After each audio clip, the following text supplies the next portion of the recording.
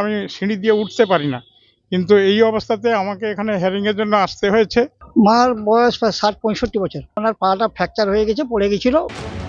কারো পা ভাঙা, কেউ হৃদরোগে আক্রান্ত, কেউ বয়সের ভারে ভারাক্রান্ত, কিন্তু অসুস্থ অশক্ত শরীর নিয়েও আসতে হয়েছে এসআইআরের শুনানিতে।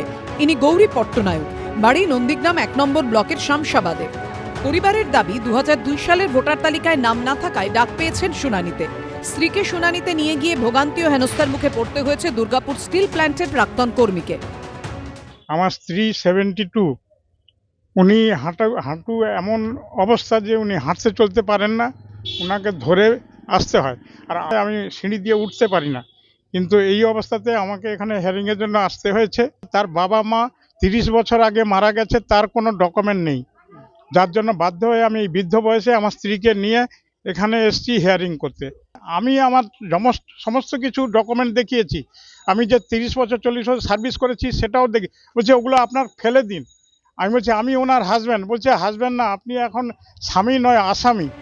নন্দীগ্রাম ১ নম্বর ব্লকের বিডিও নাজিরুদ্দিন সরকার অবশ্য জানিয়েছেন এই ঘটনা অনভিপ্রেত। নন্দীগ্রাম ১ নম্বর ব্লকের ষাটোর্ধ্ব বাহারুন বিবি পা ভাঙা, কিন্তু শুনানিতে ডাক পড়ায় আসতেই হয়েছে। টোটোয় করে অসুস্থ মাকে নিয়ে এসেছেন ছেলে। মার বয়স প্রায় ৬০-৬৫ বছর। ওনার পাটা ফ্র্যাকচার হয়ে গেছে, পড়ে গেছিল বাথরুমে গিয়ে, আর কোমরে লেগেছে, যার জন্য অসুস্থ অবস্থায়।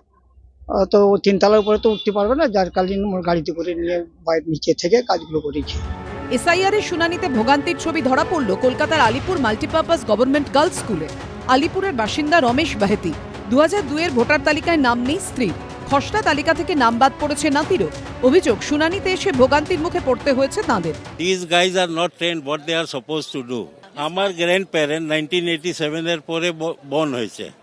এখন ওর জন্য বলছে কি ওর পাসপোর্ট ছাড়া ওর মা বাবার আপনি পাসপোর্ট কিংবা কোনো আইডি আনুন আর কিংবা বার্থ সার্টিফিকেট आनुन। हमारा घर पर आया था, एक पेपर में साइन करवाया, फोटो लिया, फिर बोला आपको और हमारा ग्रैंडसन है दोनों को आना है हमारा, जिसमें सारा डिटेल दिया हुआ है। 2002 में हम लोग थे नहीं, हम लोग हांगकांग रहते थे।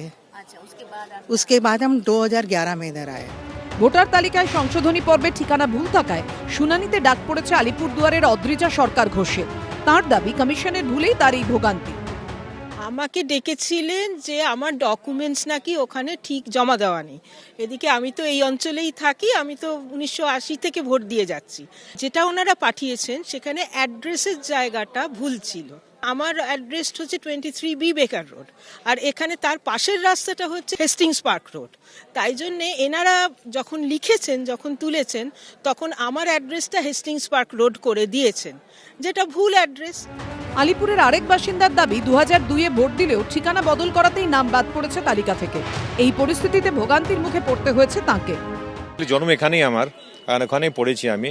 কিন্তু যখন আমি শিফটিং করেছি সে সময় হয়তো আমি ছিলাম না, আমার ভোটার লিস্ট থেকে নামটা উড়িয়ে দিয়েছে। আমি বিকেপালে ছিলাম, বড়বাজারে।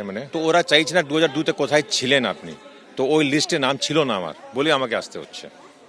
আমি কোনো প্রমাণ করতে পারছি না কি 2002-তে ওখানে ছিলাম। সব মিলিয়ে সময় যত এগোচ্ছে এসআইআর ভোগান্তি ততই বাড়ছে। রুমা পাল ও বিটন চক্রবর্তীর রিপোর্ট, এবিপি আনন্দ। এবিপি আনন্দ, এগিয়ে থাকে, এগিয়ে রাখে।